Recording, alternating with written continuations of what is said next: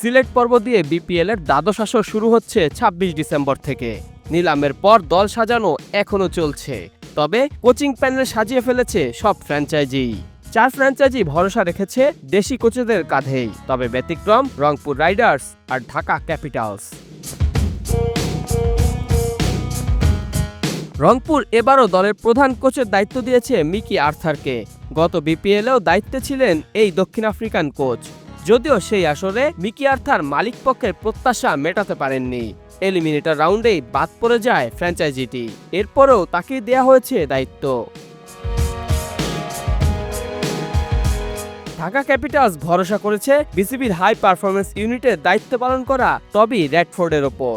তার সঙ্গী সিনিয়র সহকারী কোচ মাহবুব আলী জাকি আর সহকারী কোচ গোলাম মর্তুজা। এবারও দারুণ একটা দল গড়েছে ঢাকা, আশা করা যায় ভালো লড়াই করবে ফ্র্যাঞ্চাইজিটি। সিলেট টাইটান্স প্রধান কোচের দায়িত্ব রেখেছে সোহেল ইসলামের কাঁধে।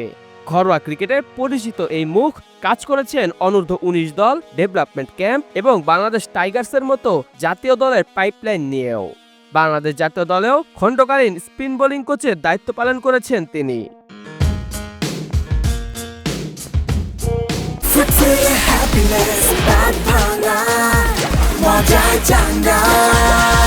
নোয়াখালী এক্সপ্রেসের প্রধান কোচের দায়িত্ব পেয়েছেন খালেদ মাহমুদ সুজন।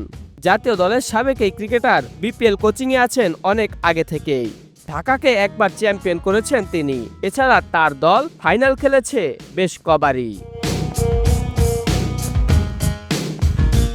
জাতীয় দলের সাবেক নির্বাচক হান্নান সরকারকে প্রধান কোচের দায়িত্ব দিয়েছে রাজশাহী ওয়ারিয়র্স।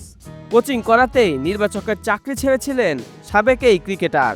ইতিমধ্যে দল গোছানোতে এই কোচের পারদর্শিতা অনেকের নজর কেড়েছে।